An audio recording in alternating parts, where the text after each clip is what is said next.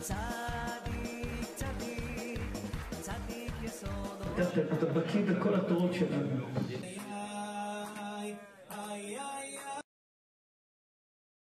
Beshem Hashem Naaseh Venatzliach, je vais vous indiquer ce qu'écrit Rav Yoshua Pinto au sujet des limites et des frontières qu'il doit y avoir entre les gens. Il l'a dit dans des cours, il le répète régulièrement, il l'a dit dans ses livres. On voit par exemple que le roi d'Israël, il a 2 Sefer Torah. Un pour l'extérieur, il doit écrire 2 Sefer Torah, un avec lequel il sort et un avec lequel il garde chez lui. C'est-à-dire qu'il y a comme s'il y avait deux conduits du roi. Et c'est extraordinaire. La Gemara nous dit que le roi, il a un pouvoir immense sur les gens. Il n'a pas montré des signes de kavod à qui que ce soit. D'ailleurs, le roi a un travail énorme à faire sur l'humilité, puisque le Rambam dit dans la Chot Fila que de même que nous, on se courbe quand on dit Baruch Ata Hashem dans la Hamida, quelquefois, Baruch Ata Hashem Magen Avraham, Modim, vous voyez, Atov Shimchol Chanei Leodot, le Kohen Gadol, lui, doit se courber à chaque fois qu'il dit Baruch Ata Hashem dans la Hamida.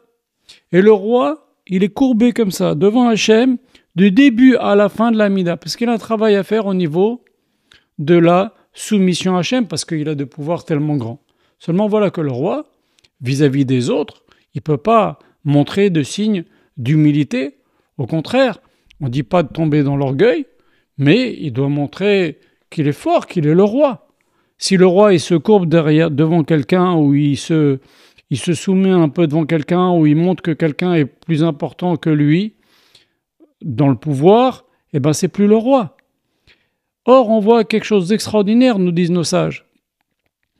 Et je vais vous lire le passage que ramène Rav Yoshua Pinto. Écoutez bien ce que dit la Gemara dans Masechet Brachot en page 103.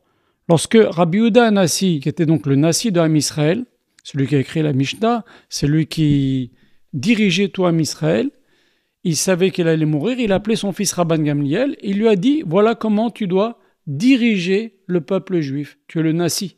Nassi, c'est entre guillemets comme un roi, d'une certaine façon. C'est lui qui décide beaucoup de choses. C'est lui que l'on respecte, c'est le chef de tout Ham Israël. Le chef spirituel, si vous voulez. C'est pas exactement comme un roi, mais en tous les cas, au niveau des décisions, de la loi, etc., bien sûr, c'est discuté dans le Beth Midrash, mais il a une position la plus haute au niveau de l'autorité religieuse. Voilà. Et donc, avant de mourir, il appelle son fils, il lui dit, voilà ta direction du peuple au niveau spirituel, et avec tes élèves aussi. Et voilà ce qu'il lui dit. Je vous lis ce que dit la Gemara. Il lui dit, Nichnas Rabban Gamliel, lorsque Rabban Gamliel est rentré chez son père, qui était sur son lit de mort, Masarlo Sidre Nesiut, c'est ce que je viens de vous expliquer. Il expliqua à son fils comment diriger la communauté. Amarlo, il lui a dit, béni mon fils, Zorek Mara Betalmidim, mais jette un peu de l'acide sur tes élèves. Jette-leur de l'acide, au sens figuré. Remets-les en place, qui gardent leur distance.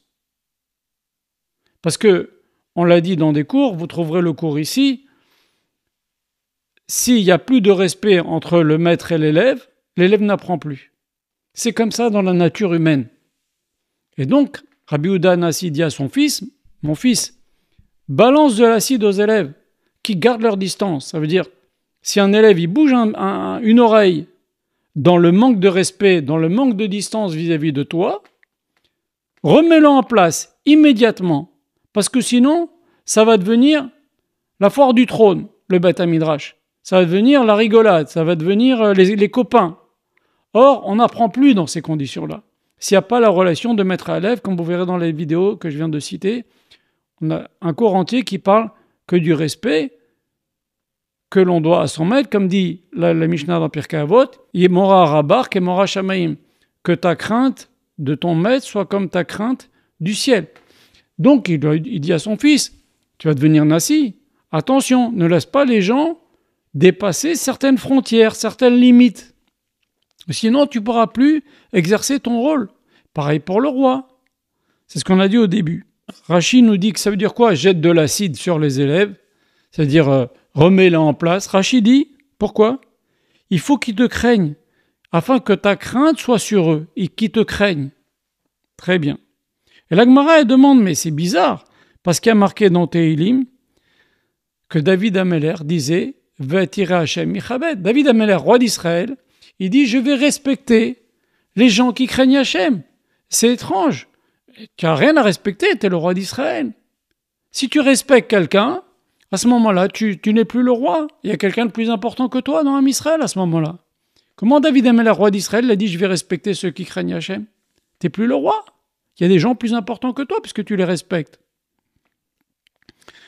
Mar, un Amora qui s'appelait Mar, il dit non.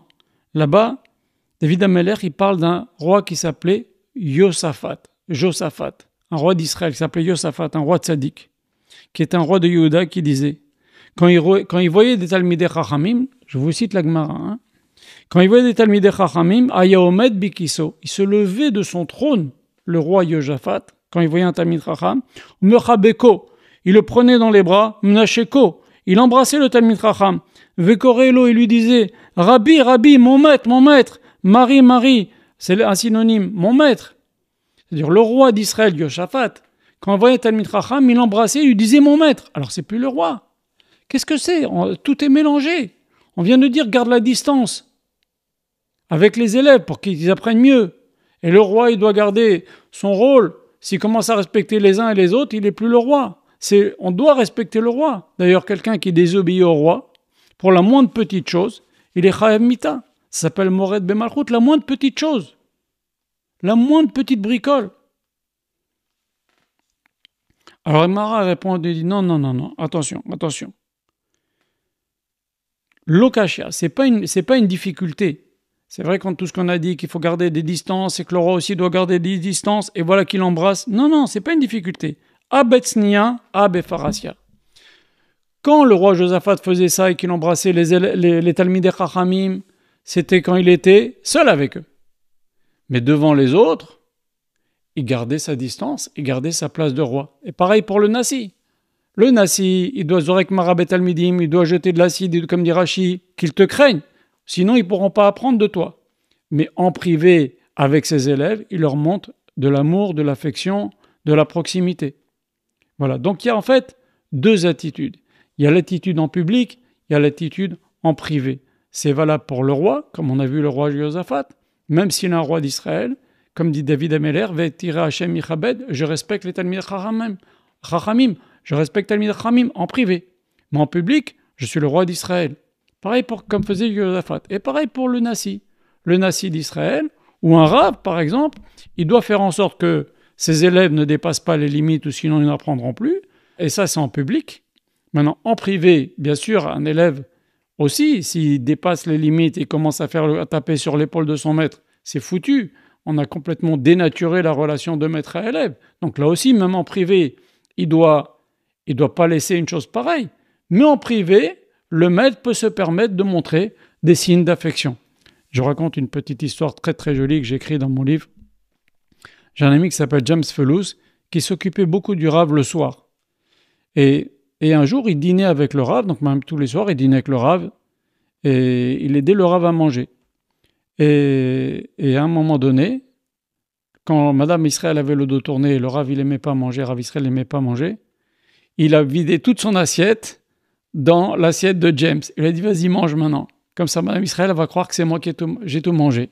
Elle va me laisser, elle va rien me dire, elle va être contente parce que si je mange pas tout, elle va me forcer. Et il voulait pas manger. Il avait peur le Rav de manger parce que ça lui déclenchait des crises dans le nerf du trijumeau. Bref. Alors James, qu'est-ce qu'il lui dit au Rav? Il lui dit moi je suis content de prendre de votre assiette parce que c'est marqué que de manger de ce que les Talmidei Chachamim ont déjà goûté en faisant la bracha, ils ont déjà purifié cet aliment-là. C'est une ségoula, c'est ce qu'ils font les chassidim, ils goûtent les shiraïm du rabbi, ce qui reste du rabbi. Qu'est-ce qu'il fait Rav Israël? Il pique avec sa fourchette dans l'assiette de James, pas ce que lui avait déjà versé, mais ce qui était déjà dans l'assiette de James, pour lui dire si c'est ça, alors moi je veux goûter de ton assiette, pour moi, mes yeux, t'as un petit sadique. Donc, un Rav, il doit montrer des signes d'affection, mais en privé. En public, non. Et donc, il doit savoir garder les limites. Et bien finalement, si on veut voir, est-ce que le Rav souligne souvent, vous savez, dans les frontières, il y a des frontières qui sont ouvertes passez en Belgique, il n'y a pas de frontières. Il n'y a même pas de douanier, c'est ouvert. Les anciens postes frontières, ils sont complètement ouverts. Ok ? Maintenant, si vous voulez rentrer dans un pays où il y a des guerres entre deux pays, ok, Corée du Nord, Corée du Sud, il y a un espace neutre, par exemple Israël et le Liban, un espace neutre avec les casques bleus au milieu, entre la frontière entre Israël et le Liban. Et attention, s'il y a un qui passe un mètre de trop, ça peut faire des incidents diplomatiques, ça peut faire des guerres. Donc il y a des frontières dures, il y a des frontières soft. C'est pareil entre les gens. Entre un maître, un élève, et un roi et la communauté, on a expliqué, mais ça peut être aussi entre un père ou des parents et leurs enfants. Par exemple, on ne peut pas laisser son fils appeler son père par son prénom ou sa mère. Je l'ai vu de mes yeux. C'est choquant. C'est pas du tout chacham de faire comme ça. Ok ? On peut avoir une proximité avec son fils, mais il y a quand même des limites. C'est pas l'objet du cours, le chinour, mais il faut mettre certaines limites, ou sinon l'enfant va croire que c'est son copain, son père ou sa mère, et on arrive à ce qu'il ne respecte plus son père et sa mère au final. Et c'est un grand classique. Ou le père qui se trempe au mikvé avec son fils. Le père, il est nu et son fils est nu. Mais c'est absurde de faire ça. Combien de fois j'ai vu ça ?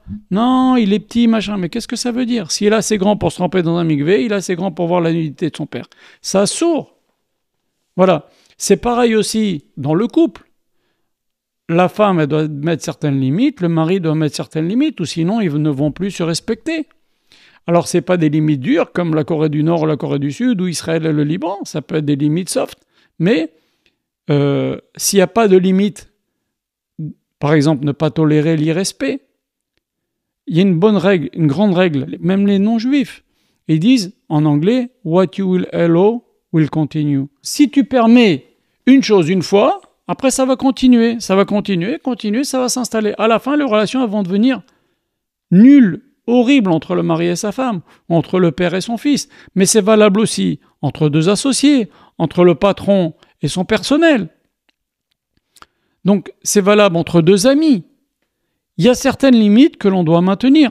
C'est ce que nous dit le verset. Que nous dit le verset ? Ose shalom imromav ou yase shalom aleinu. Celui qui fait le shalom dans le ciel, il fera le shalom sur nous. Qu'est-ce que ça veut dire ? Dans le ciel, il y a des milliards d'étoiles. Aucune ne se cogne. Chacune a sa trajectoire et aucune ne se cogne. Et bien, c'est exactement la même chose. Pour avoir le shalom sur terre, entre les gens, il faut que chacun garde sa place. Et des fois, pour que chacun garde sa place, il faut faire des frontières. Des frontières dures, des frontières soft. Si jamais il y a un petit dérapage, on remet gentiment soft les choses en place. Dans le couple, avec les enfants, et avec les amis, avec les associés, dans le cadre du travail, etc., etc., etc. Et ça, c'est quelque chose de très important. Maintenant, ça n'empêche pas, dans l'intimité, d'avoir une proximité. Il faut avoir cette proximité dans un couple, avec son enfant, le prendre dans les bras, l'embrasser, montrer de l'affection, etc. Mais attention, il y a des limites. Ça, c'est une grande règle que nous disent les Chachamim. Ils nous disent « small doché » Veyamin mekarevet. Pour certaines choses, les Chachamim nous disent ça, notamment avec les enfants, la main gauche repousse et la main droite rapproche. C'est-à-dire, quand on dit la main gauche, ça veut dire la plus faible, c'est-à-dire un tout petit peu, on garde les limites. Ou sinon, on dénature complètement les relations dans un couple, ou les relations de père à fils, ou mère et fille, ou mère et fils, de parents à enfants, ou de professeur à élève, etc. Voilà. Donc, c'est quelque chose qui est bien. C'est pas de l'hypocrisie. C'est pas un jour on est souriant et un jour on est moins. C'est juste que pour le bien de la bonne continuation de notre relation, il faut qu'il n'y ait pas de dérapage dans nos relations, dans notre façon de nous parler, dans ma curiosité vis-à-vis de ce que tu fais. Je suis ton ami, tu ne dois peut-être pas rentrer jusqu'à te poser de telles questions, etc. Il ne faut pas se laisser avoir. Parce que ce que tu permets une fois, ça va continuer. Ça, c'est une très grande règle. D'accord ? Alors, ça ne veut pas dire qu'il faut, s'il y a un dérapage, remettre les choses en place avec des hurlements ou avec de l'agressivité. On peut gentiment, avec le respect, expliquer à la personne « T'es gentil. Jusque-là, ok. Mais là, tu dépasses. Je ne veux pas qu'on ait ce genre de relation. Je ne veux pas parler de ce sujet avec toi. Etc., etc., etc. » Voilà. poliment, respectueusement, avec le sourire, on peut faire passer beaucoup de choses. Voilà. Ça, c'est une notion qui est importante à savoir dans les relations. Voilà. Shem vous bénisse.